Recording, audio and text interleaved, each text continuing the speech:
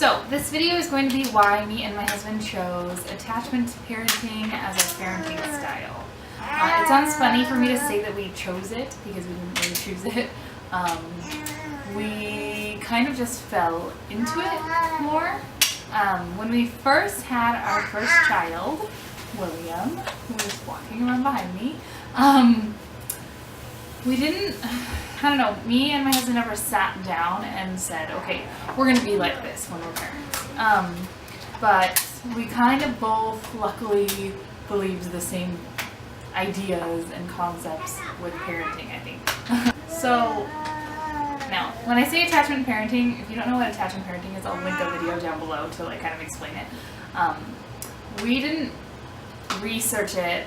Actually, I didn't even know we were attachment parenters until I watched a few videos on YouTube recently, and I was like, oh, I guess it was.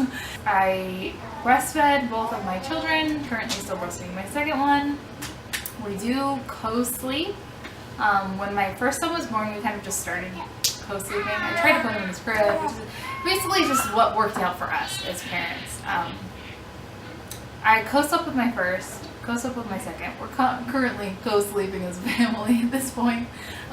Thank God we have a king-size bed.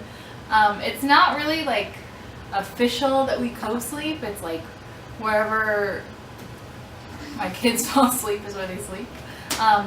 Usually, we kind of try to make it a habit that we take my 2.5, almost 3-year-old to his room because he has his own room, he has his own bed. Just if he wakes up in the middle of the night and he's crying, I'm not going to be like, go back to your room. We just hug him and go to sleep with him. It could just be because we're lazy, honestly. But we're just a close family, and me and my husband have always agreed, and we always have a conversation like, I don't know how people have the kids in another room. Maybe we're just really paranoid. I don't know. But we've always just been that way, and in the beginning of our relationship was kind of because of necessity, because we just all lived in one room, so we didn't really have another room to make like a whole nursery and like a crib and like put your baby in your other room at 6 months. We just never did that.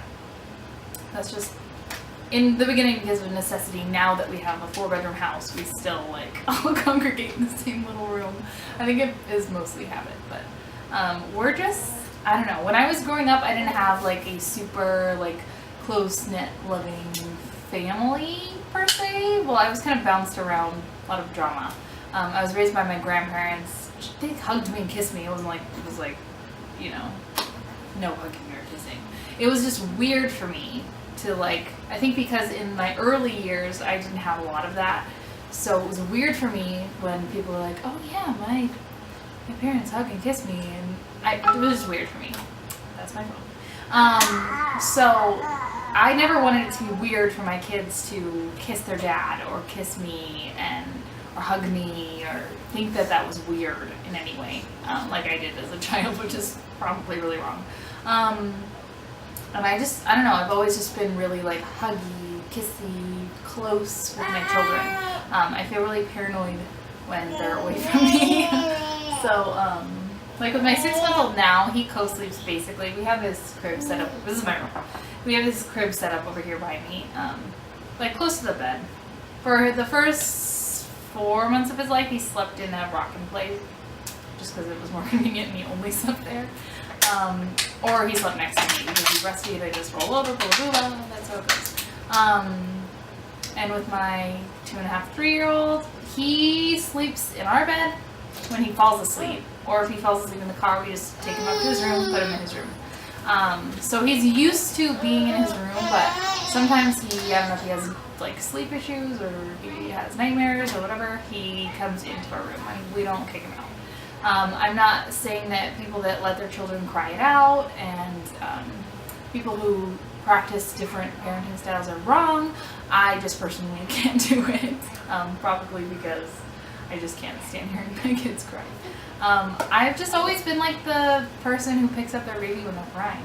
My mother-in-law always tells me, don't do that because they're going to get spoiled. But I can't help it.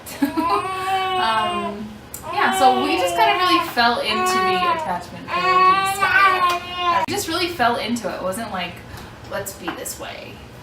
We don't cloth diaper or whatever. We just don't. I just don't see myself having the patience for that. So, sorry, environment.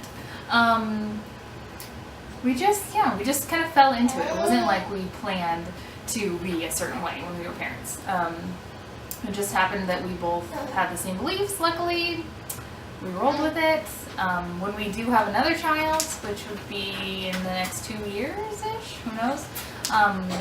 I'm sure we're gonna not have enough room in our bed for all 3 of them, or maybe it'll work out, I don't know. I'm sure by the time we have another baby, my older son will be used to being in his own room, but we're not making any crazy steps to make him sleep in his bed and make me sleep in my own, you know? So yeah, let me know what you guys think. What's your parenting style? I didn't even really think about it until I watched a YouTube video about it, and I was like, I never really thought about what my parenting style is. But we are practicing attachment parenting, and not by choice. I mean by choice, because we do it by choice, but like not because we went through a book and we're like, let's be like this. We just are that way. So yeah, if you have any questions, let me know. Like, subscribe. Thank you for watching. Bye.